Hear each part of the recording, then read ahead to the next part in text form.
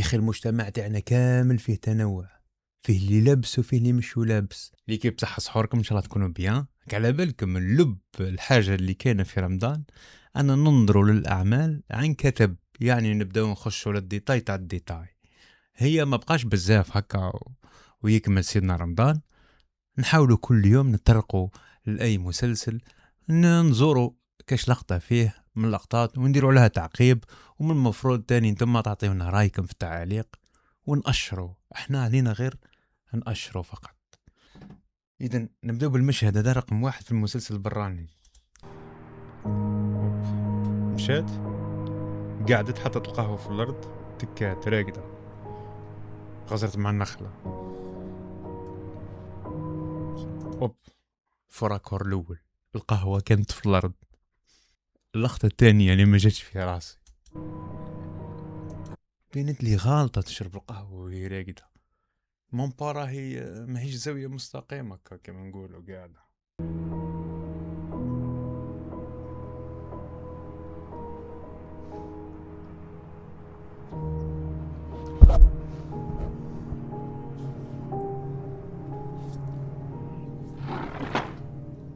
ما حبش يطيح، ما حبش يطيح.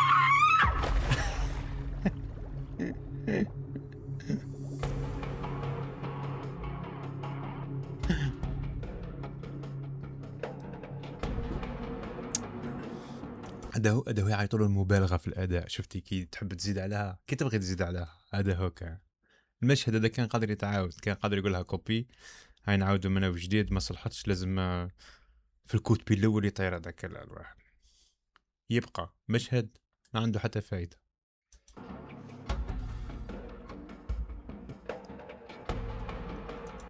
الفنجان اللي هزته عنده يد، مش كيما هذا ما عندوش يد يتهز من جهات الكل.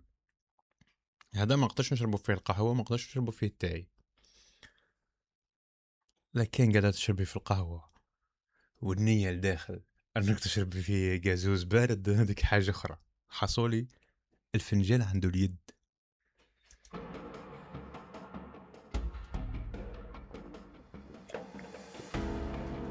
صح. الخطأ الثاني يا اخي، من قبل سبق وان تحدثنا عن واحد الامر، انه ما يقدرش نفس الممثل يبان في الاطار في المشهد الاول ومن بعد يزيد يبان في المشهد الثاني. كي تكون تفرج في فيلم يكون كاين تنوع. تسمى مثال، تشوفني انا في الدار المشهد الاول رقم 1، تشوفني في الدار. المشهد الثاني تشوف شخص اخر في الحديقه. يكمل المشهد هذاك باه يقدر يزيد المخرج يزيد يعاود يرجع لي انا بني اللي في مكان اخر.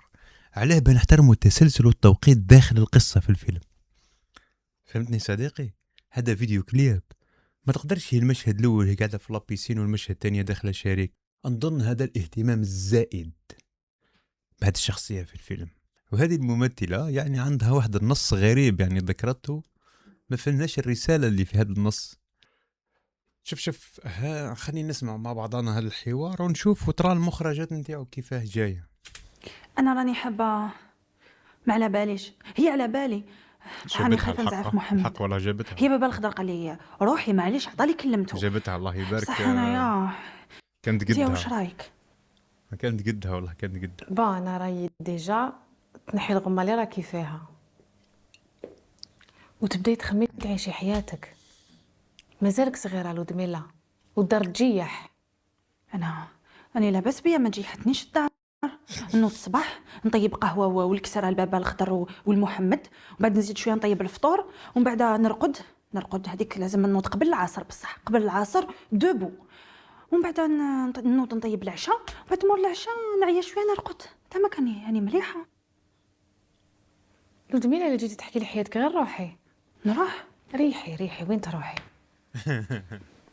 صح قولي لي واش تعرفي ديري وما تقوليليش كل اسمع السم في العسل. هذا يعيطوا، هذا هو يعيطوا له السم في العسل. بس شنو الميساج؟ مازالك صغيره لودميلا والدار. انا رايي ديجا كي قلت لها راي ديجا، شوف كي تغزر مع الحجاب تاعها من راسها لساسها. قلت لها تنحي الغمه اللي راكي فيها. مشهد كيما هذا ما عندوش حتى قيمة معلوماتية. النص ضعيف في الكتيبة، الإخراج شغل كأنه المخرج ولا السيد اللي كان حاضر، مهما نبصيوهاش في المخرج، في بعض الأحيان المخرج لما يكون ما كانش حاضر في بعض المشاهد هذيك، يبعث المراسل، يبعث المساعد ولا سكريبت ولا الكادرير يقول له صور لي هذوك من زوز لعبات. تم تصوير هذيك الفتاة بطريقة مبالغة، حبوا يبينوها بالنية غولة هاي ما طيحش من العود. والحوار هذا تاني كان بواحد الطريقة غريبة.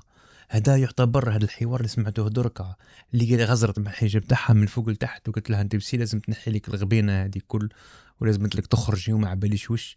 شوف صديقي، الحوار اللي قالته الفتاة هذه او يعتبر تهجم على اي فتاة لابسة حجاب، لابسة خمار، قاعدة في البيت، حاكمة قدرها، حاكمة سبحها، هذا تهجم.